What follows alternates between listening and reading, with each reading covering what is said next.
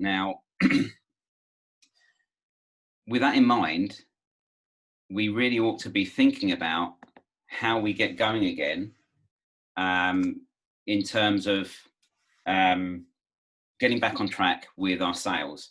Now, why now? Because, like I say, the economy is slowly restarting, and despite the fact that we are likely to be in some kind of recession, there is anticipated good demand for products and services, and therefore we need to be in a prime position to hit the ground running and be the fittest and the best able to survive. So before we actually get into the crux of it, what exactly is selling? Now, professional sales, notwithstanding COVID-19 or anything else, this has been happening for some time. Professional sales is no longer about selling. Rather, it's about solving problems. So it's about us as salespeople professionally helping our prospects to buy the products and services that they need, that is going to make their life, their business, or whatever reason they're buying it for, better. Okay. Now, there are widely held beliefs around salespeople, and many people have a very dim view of what salesperson means. So I just really wanted to cover, there are four broad categories of the way people sell. And I just wanted to take you through them, because really there's only one category that we should be in terms of being at the top of our game in terms of sales. Now, the first of those is the order taker. Now, this is someone who waits for someone to ask if they can buy something. They offer no help. They just sit there and wait. This is defined by very poor customer service. So that's the first category of person that we really want to avoid being. We need to be more proactive in nurturing our customer base, our prospect base, into becoming customers. Secondly, the product pusher. So they're all about the product. They tend to bore most people half to death in terms of talking just about how good the product is and not once considering the customer's needs. So let's be clear about this. Your prospect is more interested in solving their problem than the product you're selling them. It's not about you, it's about them. So deep down, even though probably none of us like to admit it, deep down, every person's favorite subject is themselves. And therefore the reason for solving a problem is what they want to hear about. They don't want to hear about the means, they want to talk about the end. The overseller. Now, this is someone who makes a promise they need to make in order to get the sale. This is a classic overpromise and underdeliver, and all it leaves is customer dissatisfaction. So we don't want to be doing that. We might absolutely love the product or the service we sell, and we might be completely invested in what we're doing. But again, it's not about us, it's about the prospect. It's about what the prospect needs and the problem they need to solve, okay? This is where we need to find ourselves. We need to be problem solvers. We need to help our customers find what they need, not what we want to sell them. Okay, so it's really, the way sales has changed in the last 10, 15 years, it's gone from a very a supplier-centric view to a custom-centric view. So rather than delivering what we sell, rather than selling what we want to sell, we want to provide our customers with what they need. Okay. In Andy Bounds speak, Andy Bounds is probably one of the UK's most talented sales trainers. And in his words, he talks about the afters. So it's the after effects that the customer feels after having experienced your product or service. If they feel good about that experience, they'll buy again or recommend you. Okay. And what we're looking to do is nurture long-term relationships that buy time and time again, because that way we increase our customer lifetime value and we reduce our customer acquisition cost. So how do we do that? Well, really, there's only one way of saying this, and that is questions are the answers to great selling. So asking the right questions. And I'm going to take you now through a series of processes to make sure that we are asking the right questions with our prospects, so we can narrow down on exactly what they're looking for, so that we can fulfill that that request, so we can provide a solution to that problem. Okay. Why asking questions? Because asking questions allows us to get below surface level information and really understand what the customer wants. And what goes hand in hand with asking great questions is being a great listener. So once you've asked a great question, listen intently, be present, and they will highlight to themselves what it is they're looking to achieve, and also highlight it to you at the same time. Okay. So in that process, customers will pick up some information, and they'll be thinking about who you are and how you can help them. And this is really a list of the things that they will expect from you. Okay. Firstly, they're going to expect you to be knowledgeable about yourself. They're going to expect you to be knowledgeable about the products and services that you provide. And some would expect you to have some background research on them. If they're a business, certainly they're going to be looking for some background research, expecting you to have done some research on their background and their business. However, what they're not expecting is for you to know what their personal wishes are. And this is where questions really help to build rapport and break down barriers. Okay. You're allowed to ask questions at this point. So make full use of the opportunity in terms of getting to know them better, building that relationship. Modern sales is about know, like, and trust. So the more touch points you have in your process, the more you're able to build that rapport, the more likely you are to have a customer, and have a customer for a long, long time.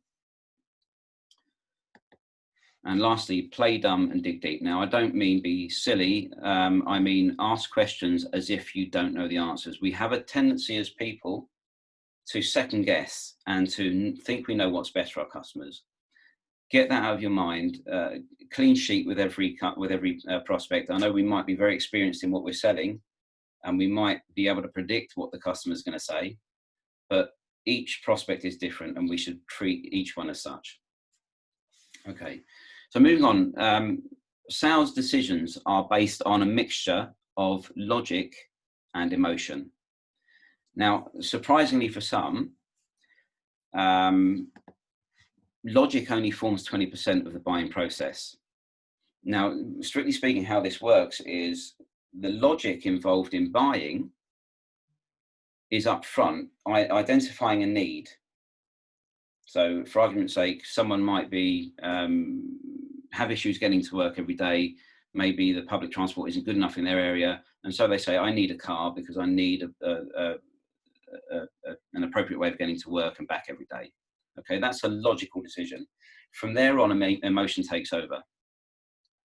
So this is where questions really, really highlight and drill down and get below surface level information to find out exactly what type of car they want, for argument's sake, to get really beneath the skin. Okay. Given that purchases are made on emotion, conversations we have raise that emotion, helps the customer understand what they want. This in turn builds know, like, and trust to deal with us, because we're building relationships. Okay. Now, it might surprise some people to know, and I was having this conversation with a client this morning just before this webinar. If we're selling high price ticket items, and this isn't going to work the same for cheap off-the-shelf goods, which are mostly impulse buys. But when we're talking about more expensive items, we need to build a relationship that is of equal value to the sale we're trying to make. So for argument's sake, to get a £50,000 commitment, we must build a £50,000 relationship. Okay. And that means that we can't just devise a script and start reading it like a robot. Those relationships need to be real. So we really need to be caring about what we're doing here. Okay. Now, that said, we can make this very, very simple by being ourselves. Okay. And ultimately, true communication is the response that you get. What I mean by that is, if you communicate in a sales environment with your prospect and you don't make the sale, it's just a case of your communication being better, and your communication and your process being better. So the reason we have a process in place, and we'll come on to this in a little while, the reason why we have that process in place is so that we can test and measure our results and tweak our process to make it better, and continuous improvement is what wins the day. Okay, so a little bit about communication before we really get into the question side of things. We each have three major tools of communication. They are words, our voice, so that's our tonality, and our body language. Now, it might surprise some of you to learn that words are the least important part of the overall selling process. And this is because when we have words, if you can imagine, and some of you may have seen in the past, someone sends something by text and the recipient of that text picks it up the wrong way, and then there's an argument, is because there's no tonality. There's no tonality and there's no body language. So in order to build a proper relationship in terms of customer-seller relationships, I would always recommend that wherever possible, those meetings are had face-to-face or at least via conference call. So for those who have got automated sales processes online, if it's a high ticket price item, I would always recommend taking that conversation offline in order to close the sale, because your conversion rate is going to suffer if you're trying to automate everything. Now, we can, at times, we can automate a large proportion of what we're doing, but at some point you need to build that relationship. And particularly with higher priced products and services, we shouldn't really be expecting anyone to buy off the back of an email, off the back of a text, or off the back of an automated process online where that service is largely faceless, particularly when we're delivering that service in person.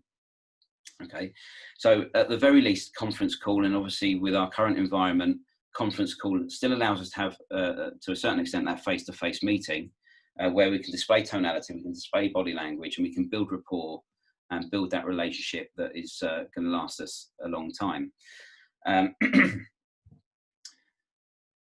The opportunity to leave people feeling happy, excited, and confident in dealing with you is what we're trying to achieve here.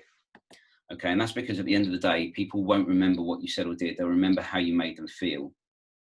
Okay, so going back to Andy Bounds, and he talks about the afters, what he's referring to there is, and the most important part of the sales process is, how do the customers feel after you've dealt with them?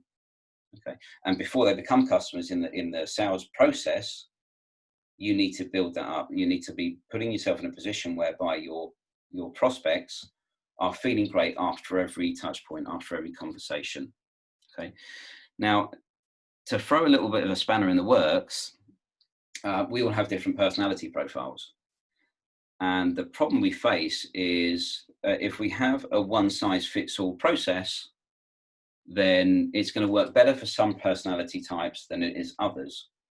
Now, we use a profiling tool called DISC. It's a prominent personality profile test, which is used often in recruitment and in sales training. And DISC really centers on 4 broad categories of personality type. Now, the reality is that we're not all one or the other. We tend to be a mix of all 4 personality types, but we will have one predominating trait. So to go through them quickly, on the top left-hand corner of what you're seeing on your screens, we have the dominant type. Now, the dominant types they're outgoing but direct people. They don't want loads of conversation. So they want to understand what benefit your product or service is, and they want to understand how to buy it and what it's going to cost them. Beyond that, getting bogged down in minute detail isn't going to be for them. That's going to be the quickest way to turn the dominant type off. On the other hand, the I's, the influencers, they'll talk all day long. The problem you'll have there is guiding them effectively to a close, because they'll be happy to speak to you as often as you want to phone them, and they'll carry on forever. Now, with the steady types, again, they're reserved, but they are people oriented. So they are friendly types. They are friendly people. They do like to have a conversation, but they are quite reserved. So they don't want to be pushed. And you know, in a world where we talk about having to close people on the day, which is very still much in existence in our marketplace today, The steady types aren't going to go down that route. They need time. They need to consider everything very, very carefully before they make a buying decision. So perhaps your sales process, if you identify you're talking to someone who is a steady type, is maybe to cut them a bit more slack and maybe take your time over selling to them. And then lastly, the C's, the compliant types, are the people that want all of the information, the fine detail. They want to consider it. They are very task oriented rather than people oriented. So you might not get so much of a conversation out of them, but they will want the finer details, and they'll want to consider every aspect of what they're doing in their buying process. Now, it's important to remember that we are all a mix of these things, and therefore there are ways of identifying very quickly when you start looking for certain personality traits. You can see it in the way people talk from it. So, you know, if you start talking to an influencing type and the conversation is flowing, then you've got a good idea that they're probably an influencer. If someone's very direct and very short, they're not necessarily being nasty, they're just a dominant type. And then if people are asking for lots and lots of information, or people are asking to think about it, then they're either going to be a C or an S. And incidentally, although it's not in this presentation, the other thing to look out for are what we call VAC styles, so the learning styles. People are a mix of visual, audio, and kinesthetic learning types, and you can very, very quickly learn what type they are, what type predominates, and you can adjust your sales process to fit that. For argument's sake, if you're talking to a prospect and they talk about being hands-on, or you know, feeling great, or this is feeling good, this feels fantastic, then they're probably a kinesthetic type because they're using that language. If they're a visual type, they might say things like, I can see what you mean, in which case your sales material might be more of a visual nature. And if they're an audio type, then they might say words like, I can hear what you're saying. If that's the case, you can adjust your process to cater to the needs of your prospect in the way that they like to receive information. And when you do that, you build the relationship much quicker. So a quick recap on old selling versus new selling. So on the left-hand side, you can see that the wider part of the diamond is all about selling, and yet there's very little time given to rapport and follow-up. Now, with a new way of selling, we're not actually selling, we're helping our customers to buy what they need. So it's all about building the relationship and all about following up. And what's really, really important here is consistency in what you're doing. So if you're not closing someone on the day, then they're not saying no forever, they're saying no right now. The follow-up is absolutely of paramount importance. Modern day selling is all about understanding your customers' needs and providing them with a solution which solves their problem when they need it. Yeah. So old selling was all about persuading someone to buy something regardless of whether or not it's right for them. What we're looking to do is provide them with a solution that meets their needs to make them happy, and that way we keep them for a much longer period. Okay, so incidentally, as we go through this webinar, guys, if you have any questions, I'm going to try and sort of make some time for questions at the end. So if you just pop any questions that you do have along the way, anything that resonates you want to know more about, please just pop your questions in your Q's and A's box, and we'll come to them at the end.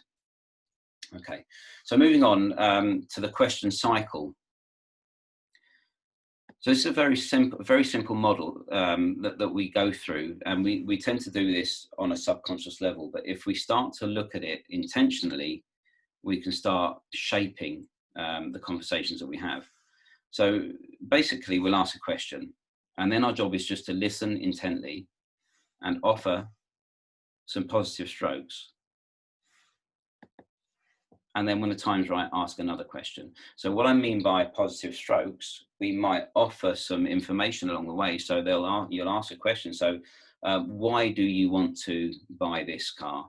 And then you listen to them. Well, you know, because I'm always getting to work late.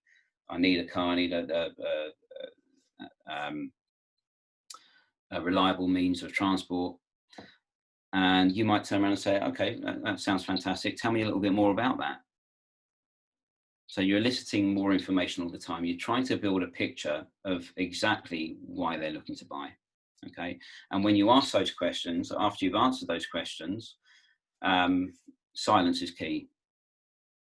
Because, you know, and the more experienced we are in our line of work and if in what we're selling, this becomes more difficult because we have a tendency to second guess what our prospects are going to say. We believe we know the answers to their problems up front because we've seen it a million times before. But 9 times out of 10, we're not going below surface level information, and therefore we're not getting real answers. So it's really important to ask those questions, dig deep, and as I said, play dumb and let them come up with the answers themselves. Because in doing so, they're identifying their own needs, they're coming up with the answers themselves, and they're actually selling themselves. So looking at it from a different angle, in terms of letting them sell themselves, we're asking questions, we're playing dumb, and by doing that, we're reaching emotion. Now, this is how you reach emotion, and of course, we've already discussed that emotion is where decisions are made.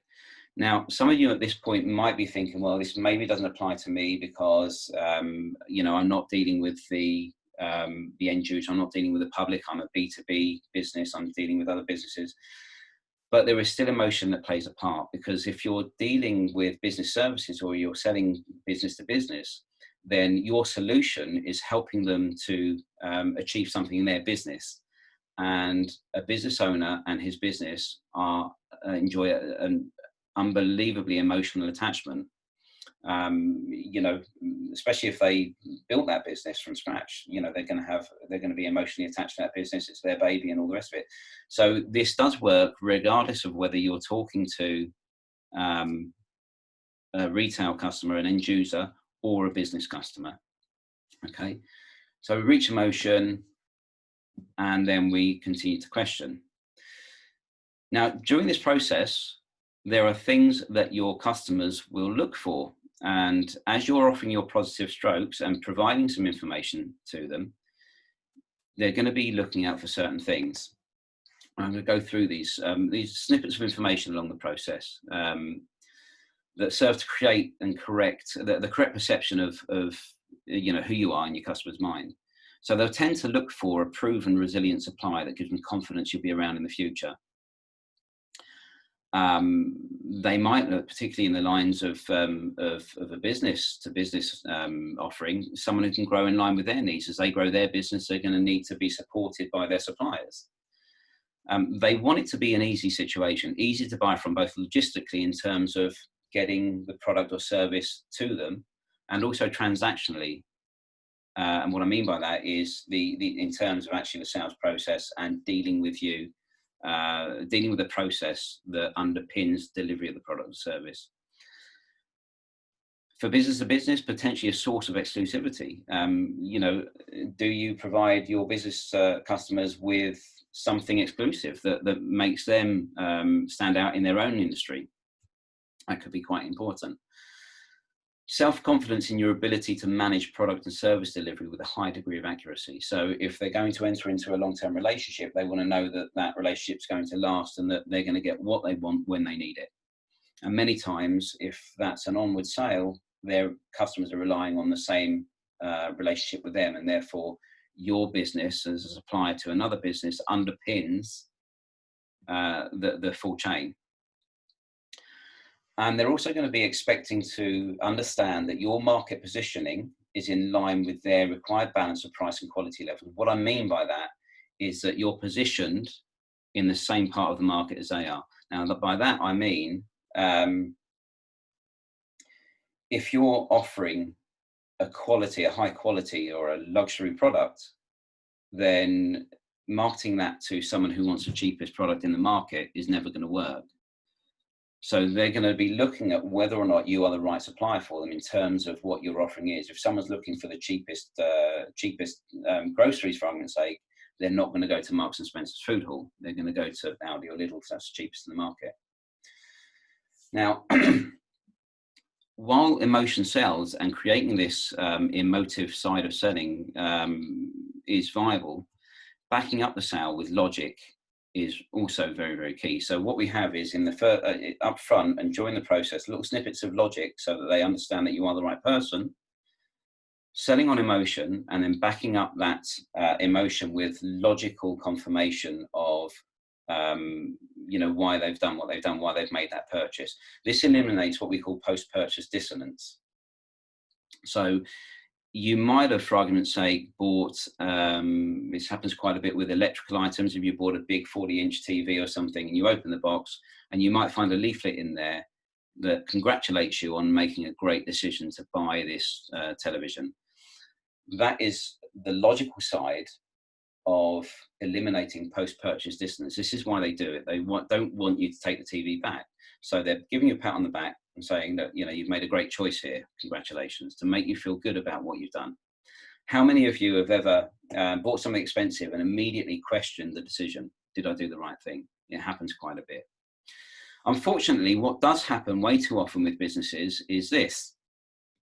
They will lead their sales effort by talking about themselves. And by this, I mean things like, we were founded in 1978. We've grown to a team of 2 to 200 in 2012. Originally, we're from Germany. Now we're in UK and USA. Only UK wholesaler of Widgety widgets. And we have our own fleet of vehicles, and we won some award somewhere. Now, this is all about you. It's not about the customer. So talking to your customer about what makes you great is not going to interest them. However, if you back up your salient points with the benefit that it provides to them, then we can start to move on. Unfortunately, when you say things like this is what they really hear. We're old, we're small. Now, we were small, now we're less small.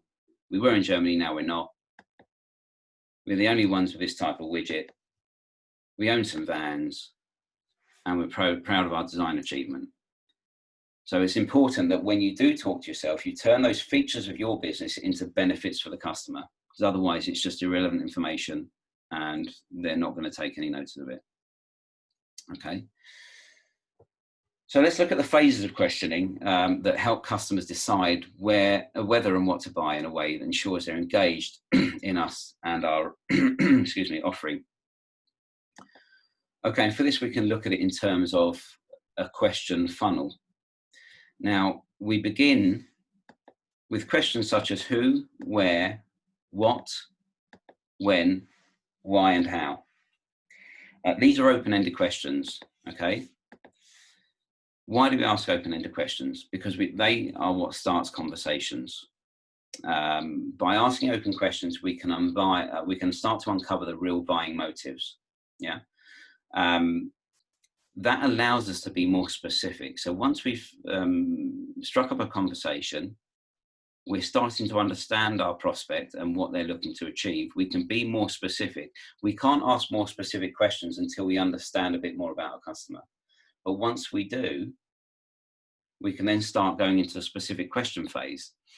Now, with a specific question phase, we've been open-ended, we've got some information, and now we start to become more specific. So we can start narrowing down what they're looking for to meet our range of products and services, or at least a selection of our products and services that we want to offer them.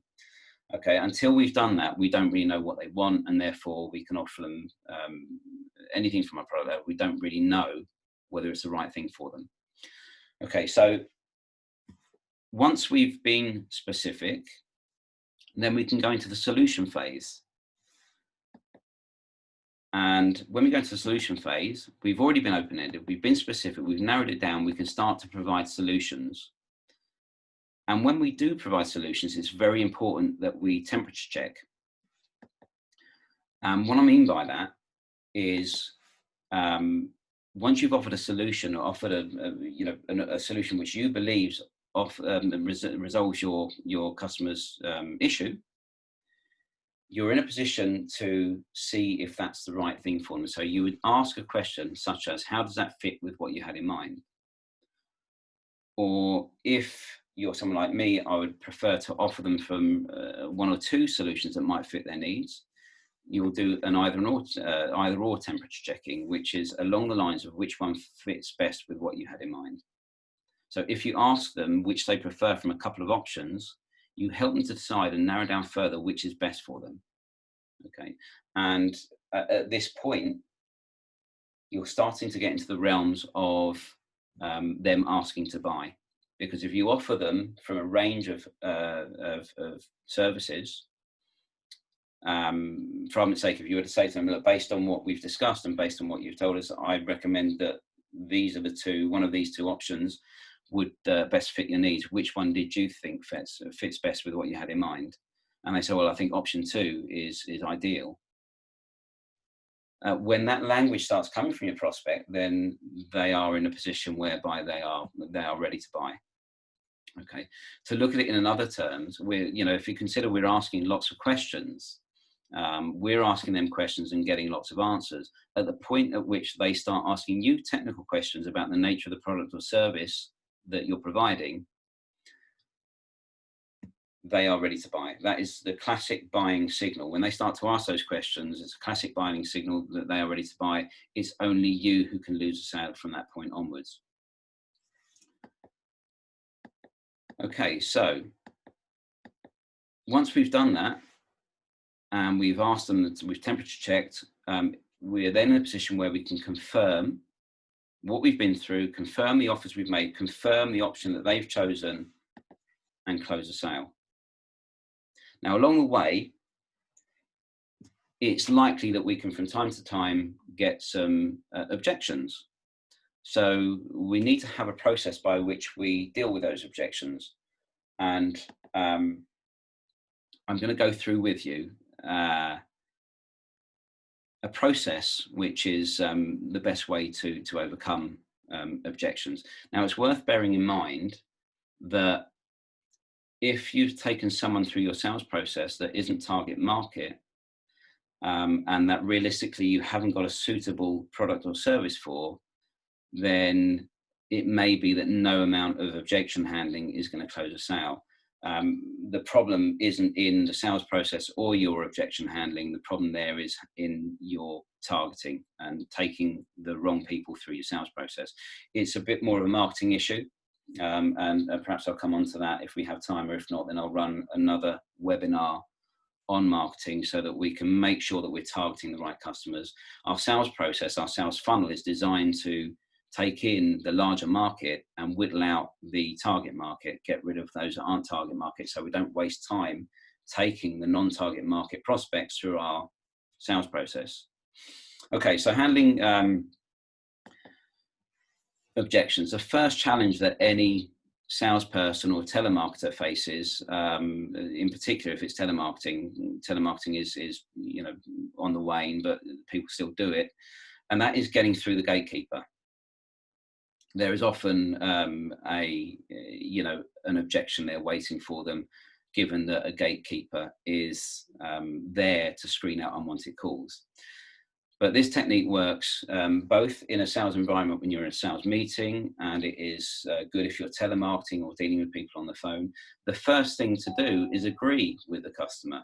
So when the customer has an objection, you agree with their objection. Well, why wouldn't you? If it's in their mind, then it's got to be right.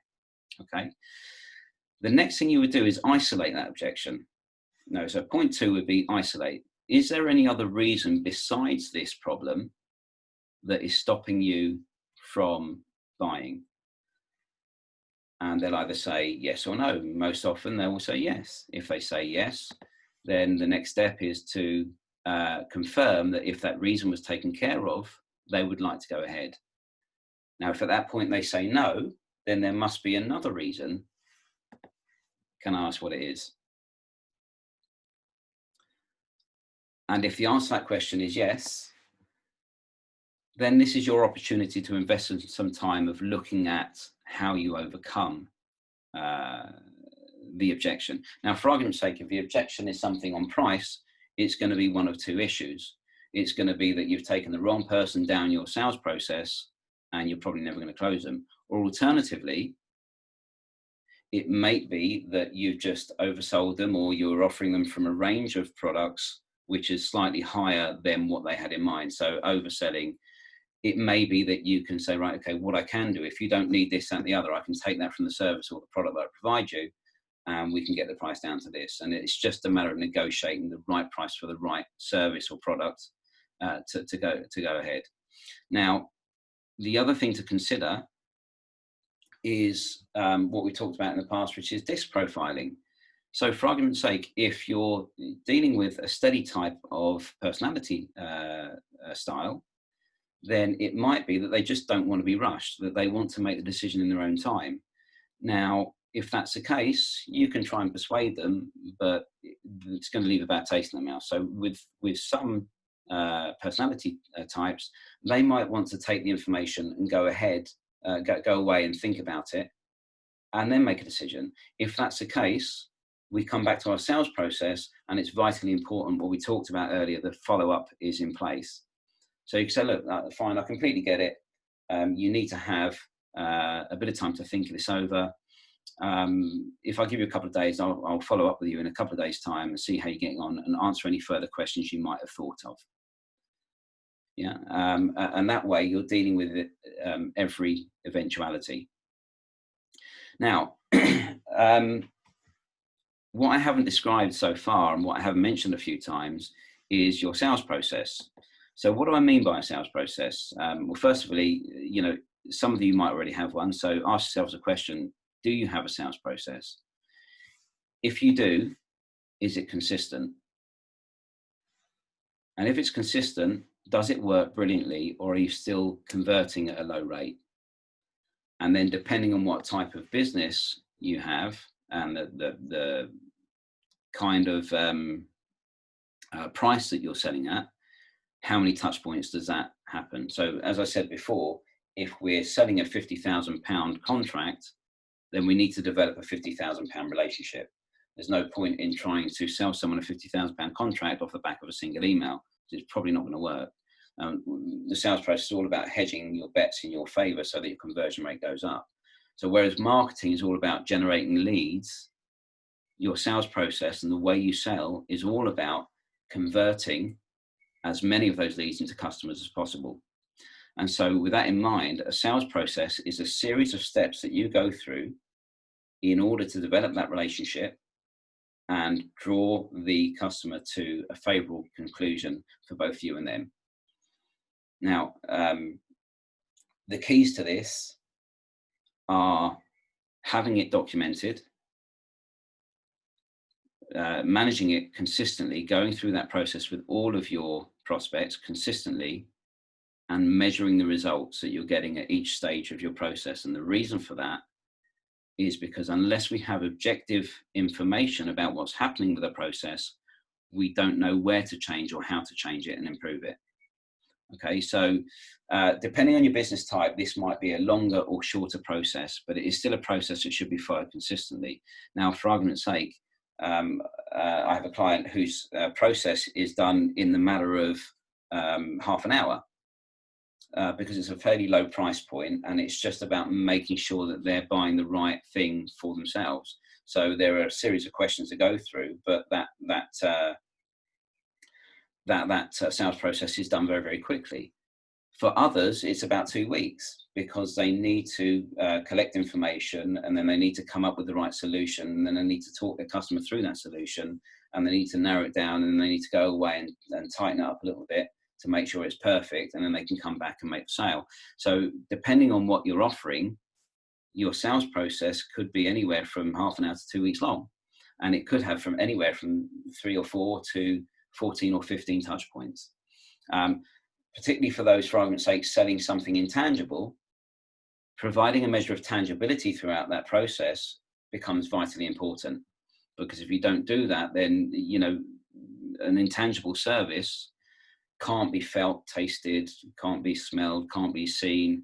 It's just relying on the fact that you're going to come and deliver that service to the best of your ability, and that ability is going to be satisfactory to your client. And so having a measure of tangibility, so maybe some brochures, maybe a case study, something like that along the way thrown in, is another touch to your sales process, which provides a measure of tangibility to intangible services. Okay. So when does each of your touch points happen. You're probably going to have an intro call. That intro call might be to set up a meeting, and it's vitally important to understand what the objective of each of your touch points is. So if you're starting, for argument's sake, if a prospect phones you, you might want to set up a convenient time for a proper introductory call. The process of the objective of that introductory call might be to set up a sales meeting. So you might set up that sales meeting. Then between that sales meeting, the introductory call and the sales meeting, you might send something like a brochure, some testimonials, some case studies, which builds a little bit of information about you and creates a bit of trust between you and the prospect. Then you'll have a sales meeting. With a sales meeting, you might provide a bit more information. And then you might come away and say, right, okay, I'm going to come away and draw up a quote, and then I'll come back to you.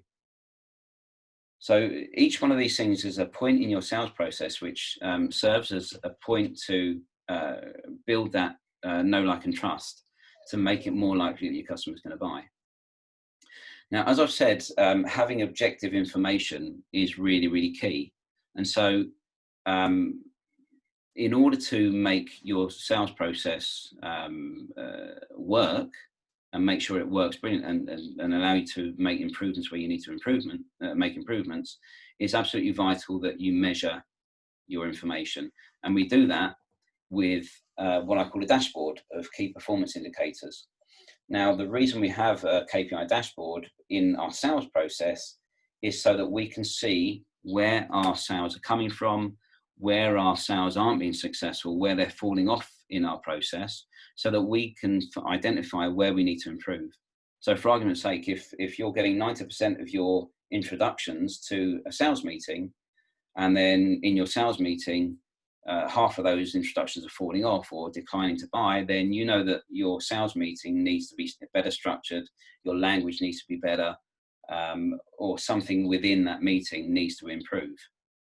The only way to do that is to have a dashboard in place where you can measure your processes, and then you can measure your results against those processes and see what's successful, what's not successful, what needs changing, what needs improving, what needs to be left as it is because it works really well. So this is what it looks like. This is what a typical process might look like, KPI dashboard might look like in a sales environment. So here we've got 5 salespeople, and they're each doing a number of different things, and they're each getting different results. So we can see here, for argument's sake, that the top name, Chloe, her researching is mainly done on poor prospects. She's only spending 2 hours researching prospects. And she's sending out 80 emails. She's sending out a massive amount of emails, but only 5% are being opened because she's not hitting her target market. Okay. She's making 3 outbound calls and only making 1 appointment. And of that 1 appointment, on average, none are sat. So she's not closing any deals. So really, what she needs to do is improve the research she's doing and improve the content of her email, make sure her emails are hitting the right target. Now for Peter, he's doing twice as much research. He's sending fewer emails, but 20% of emails are being opened. So he's getting a better result, but he's not making enough outbound calls. Now, if he called every person that opened their emails, he'd have made 3 times the calls, and his conversion would have been much better. You can see here that Sally is researching 5 hours. She's only sending 25 emails, but her open rate is 45%. Now, she's making more outbound calls and making more appointments, and she's making more revenue. Having said that, her revenue for the number of appointments she's making and sales she's closing, her revenue per customer is lower. So she's perhaps targeting the wrong customers too. And then Rachel is avoiding calling people. She's and her close rate, could improve. Yeah. Finally, John is good at calling people, but getting appointments isn't his strong point. So he's not getting anywhere. Okay. So the reason for having this in place is so that you can measure the results of your activities, and you can see where you need to improve. Now, professional salespeople have got in-depth data about their performance. And particularly if they are commission-based salespeople, it pays to have this information so that they can continuously improve and get better at what they do. And top salespeople are doing this day in, day out, all the time. If it's your business you're thinking of, then it's really important to get this stuff done. Okay, another good thing in sales is USP. Now, if you don't know what USP is, it's unique selling point. USP can be achieved in one of two ways. It can either be perceived or it can be an actual USP. Now, an actual USP is an actual point of difference in your product, a service, process that can't be emulated by your competitors, which leaves you alone in your marketplace as long as that USP is of value to your target market. What does it do? It makes you different, so it cuts through the marketplace noise. So if you consider you've got competition, you have a marketplace, and in that marketplace you have a certain number of operators, and they're all marketing to the same people. All there is in the marketplace is noise. It's your job for your business to cut through that noise and resonate with your customer so that your customer hears it and they hear what you're saying and they believe that you're talking directly to them. Now that can be achieved with USP. An actual USP is, like I say, is an actual point of difference. Most of us, however, will have a perceived USP. A perceived USP is something that could be emulated, but in fact, we've worked hard to develop that in our marketplace, and our market now believes that we are we have that offering, or we are that business. Whatever that difference is, as long as it's valuable to your marketplace, if they perceive that you are the best supplier of that, then, you know, for argument's sake, if they perceive that you are the highest quality provider, then they're going to listen to your messages and they're going to discard the other messages in the marketplace. You're getting through to them, they're hearing what you have to say, and you're drowning out the noise of your competition. So of course, real USP is harder to emulate, and it's also harder to put together. If we think about it, if you think about a company like Nike, for argument's sake, now how many companies are there out there that provide, that the manufacture and sell training shoes, running shoes, that type of thing? Well, there are literally loads, but Nike are perceived to be the best.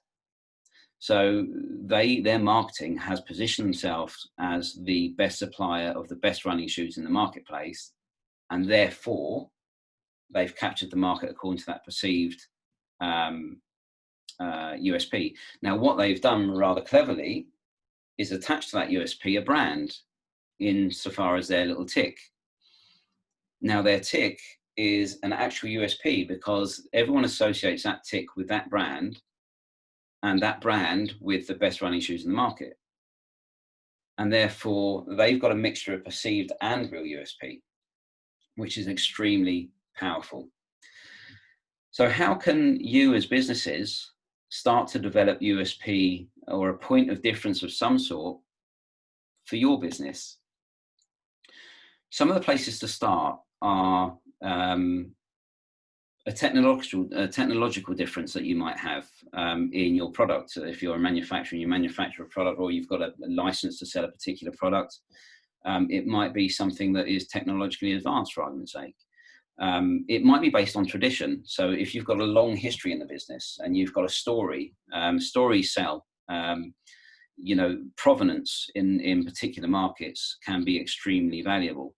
If you look at things like whiskey, Scotch whiskey and such like, if you're, you know, some of these distilleries are, you know, got massive stories behind them, have been in business for hundreds of years, and they sell based on their story. Provenance is very, very powerful to whiskey drinkers, for argument's sake.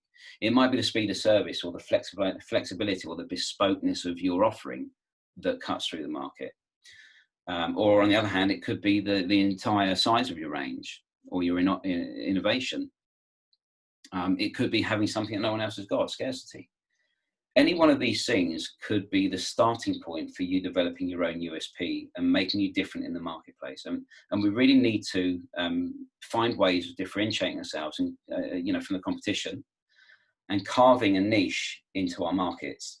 Because at the end of the day, once we carve a niche into our market and we're perceived to be the holder of that position in the market, then our sale becomes a lot easier. Okay, so a bit of self-analysis. What are the USPs or points of difference in your three biggest competitors? If you start thinking about that, then you're going to start getting some answers about what may be important in the marketplace. What governs most of your customers' purchasing decisions? Is it quality, is it reliability, is it speed, or is it service, or is it even price? So for argument's sake, in the food retailing industry, we've got two businesses in particular that have focused on providing the price-conscious purchaser with goods and services, and that's Aldi and Lidl, and they've positioned themselves as cost leaders in the market. Now, realistically, as a cost leader, if that's your strategy, there can only be one cost leader in a marketplace by virtue of the fact that you're either the cheapest or you're not.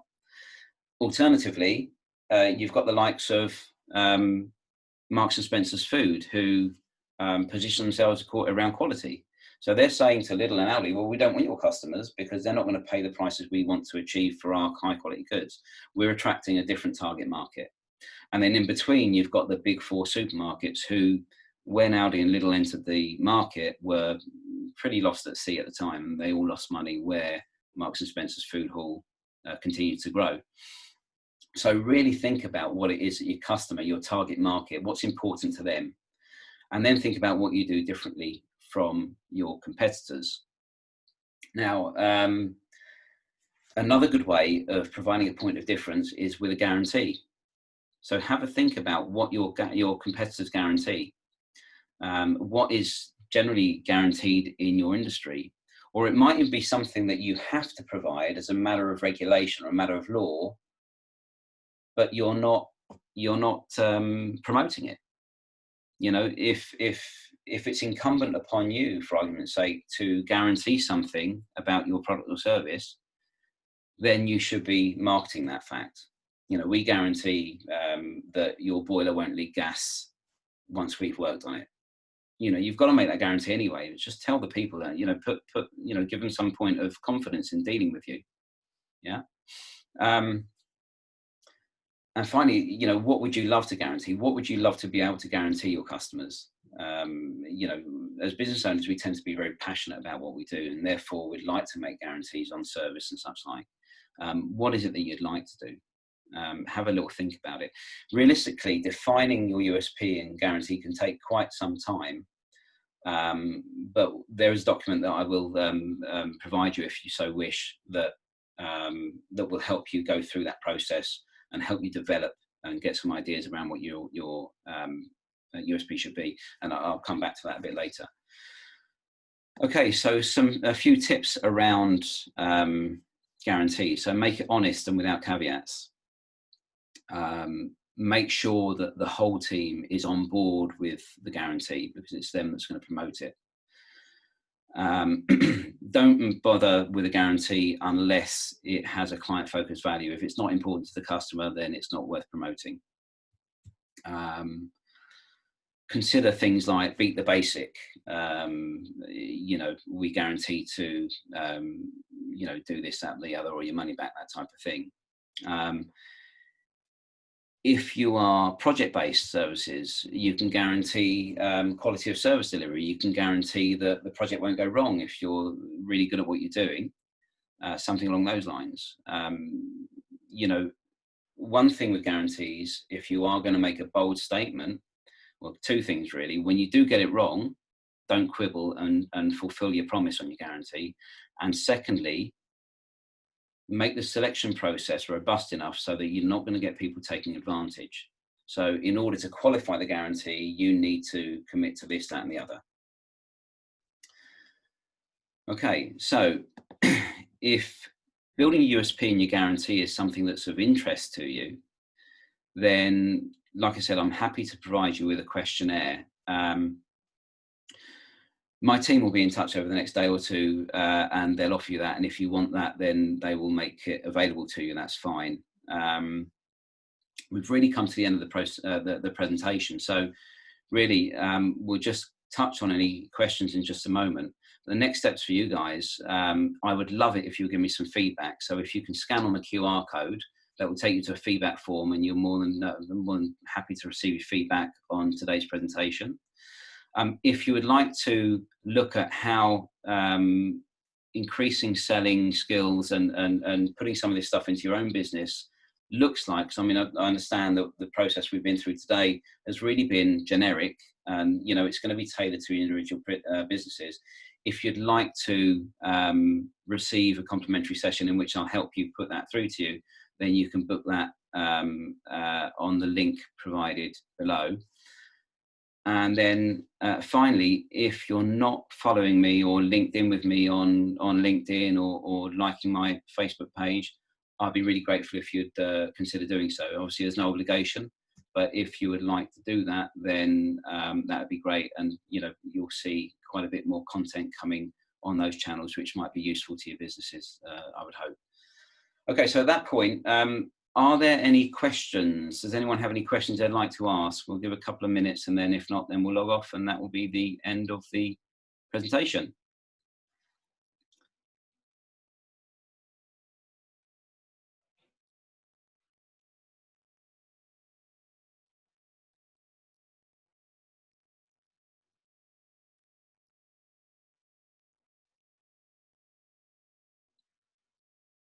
Great, thank you very much, Michelle. It's very kind of you to say so. That's brilliant. I'm going to take it from that we have no further questions. So I hope that means that I've done a good job in giving you the information you need. It remains for me to say many thanks, and obviously if there is anything that you think of after we close this webinar, then you can find me at williamroig@actioncoach.com, or my mobile number is listed there too. So guys, it remains for me to thank you for joining me. I hope you found it useful, and I hope to see you. We'll be doing another webinar next week on business planning, 30-day business planning. If you'd like to join me for that, then please feel free to do so. And other than that, have a great day, have a great end to your week, and I'll see you again. Thanks very much.